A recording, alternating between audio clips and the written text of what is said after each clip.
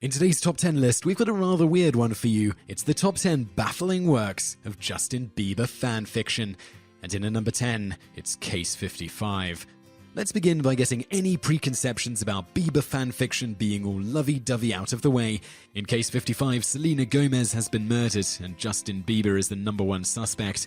Bieber claims that he didn't do it, but all the evidence points his way. To make matters worse, he's diagnosed as schizophrenic, which automatically means murder, kill, die in this world. So they throw Bieber in a mental asylum without a trial, because Canada's justice system is based on North Korea's.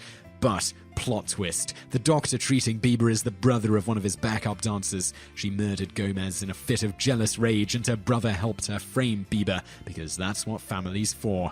Together, they keep him locked up and sedated with a special drug, because apparently the dancer is also a genius chemist, and nobody at the hospital objects to one of their doctors using a mysterious drug his sister provides on a patient.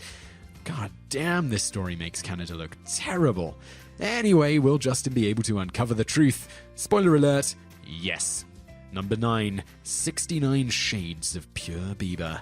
69 Shades, which you may recognize as a reference to both 50 Shades of Grey and Bill and Ted's Excellent Adventure, is a series of sexy vignettes that will ruin your ability to feel love. Only 9 characters have been written so far, but that seems appropriate, considering there are 9 circles of hell.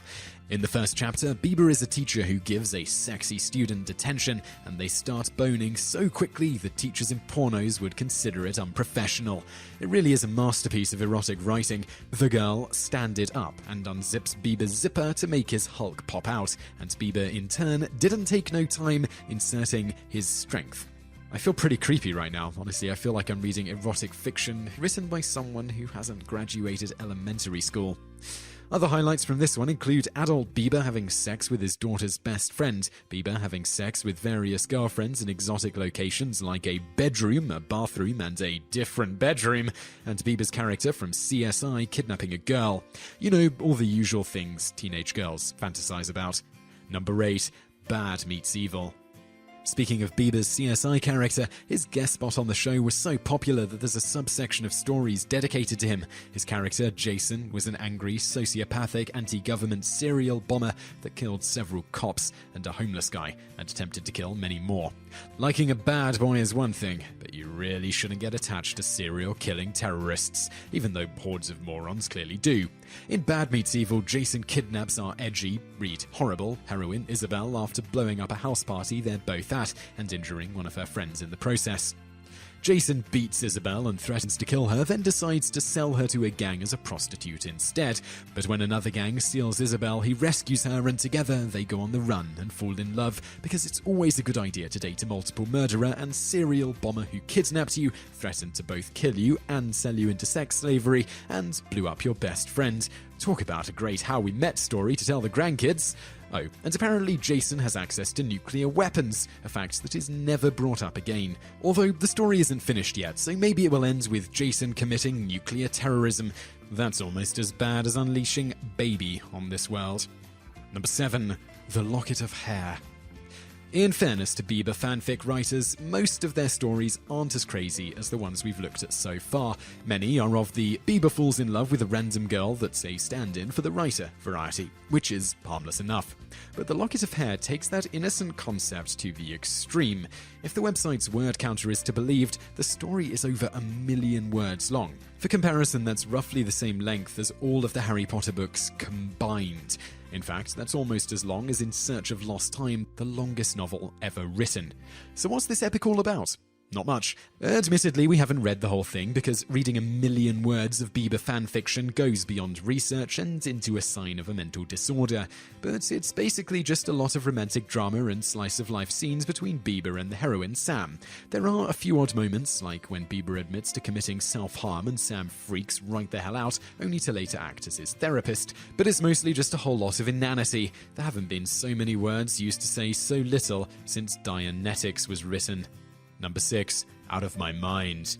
The Jason character makes an appearance in this story as well, but this time he's one of 3 separate personalities living inside Justin Bieber's head, because that's how mental illness works.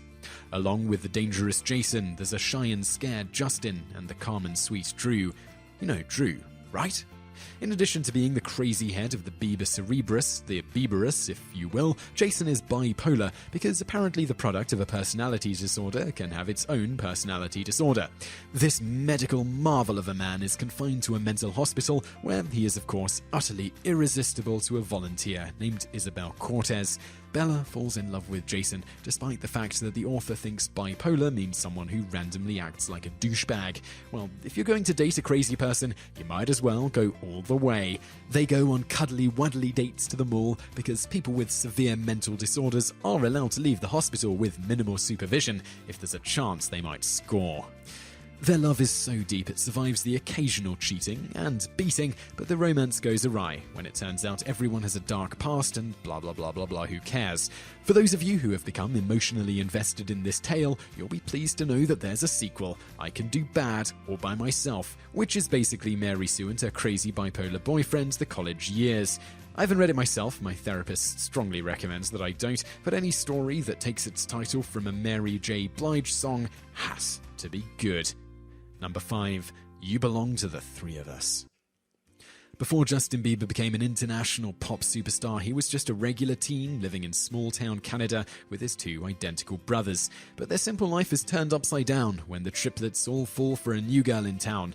Oh, and they're also all werewolves, and Scooter Braun, Bieber's manager in real life, is an evil vampire.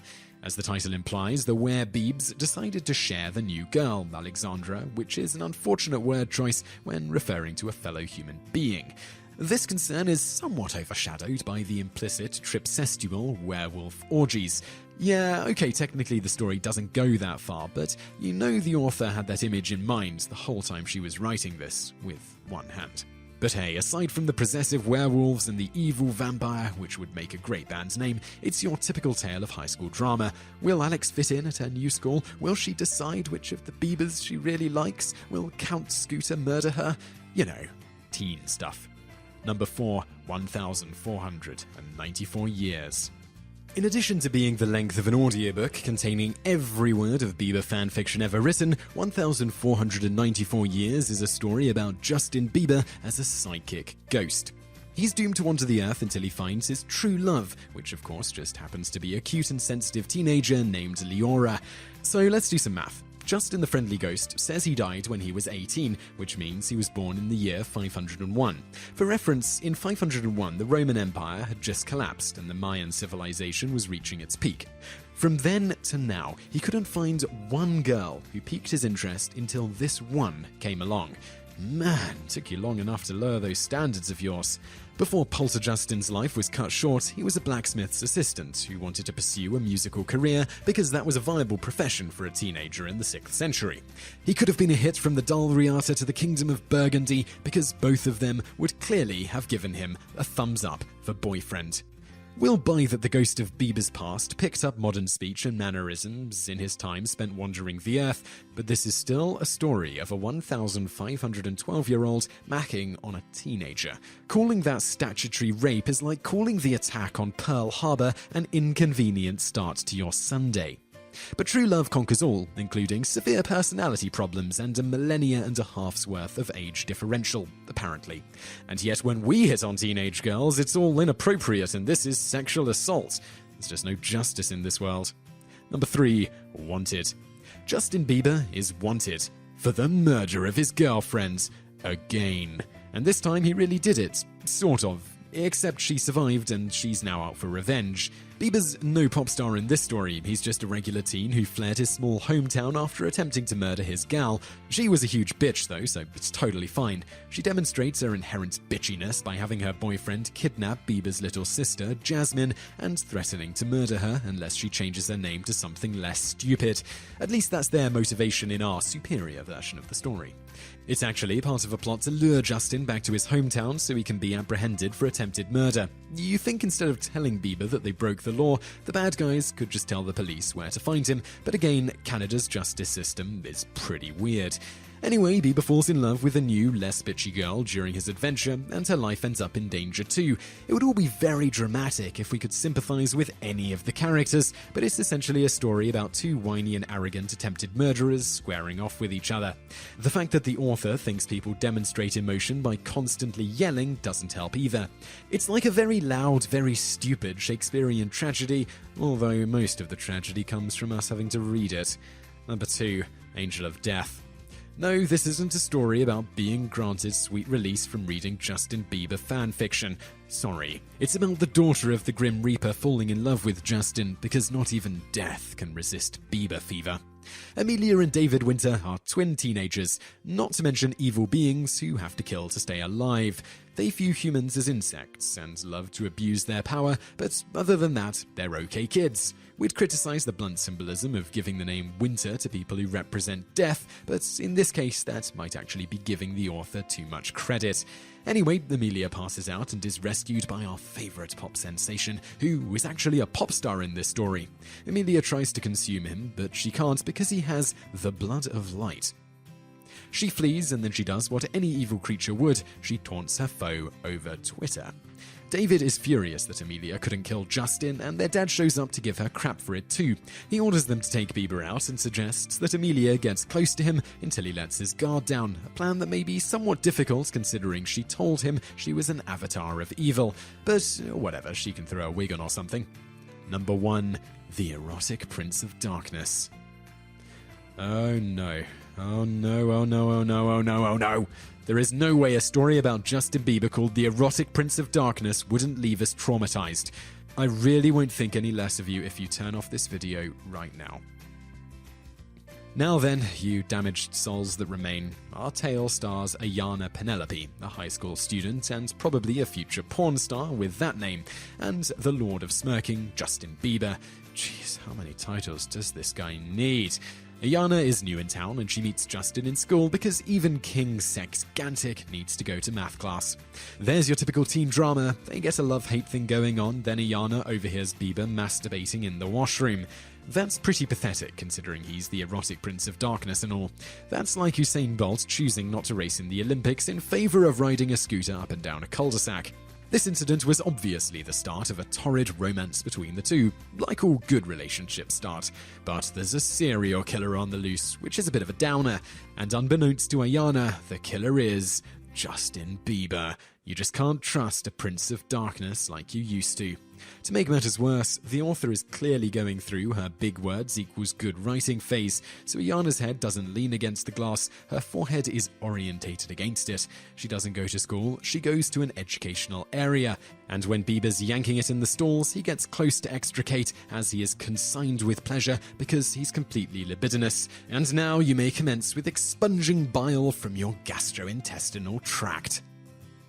So I really hope you enjoyed that video, and I'd love to know what you think of it, so please leave a comment below. I'm also going to link over to another video that you might enjoy, so just click on that thumbnail on the screen now, and don't forget to subscribe to our channel because we put out a new video 7 days a week, and you can also visit us online. Just go to TopTenz.net. Thanks for watching.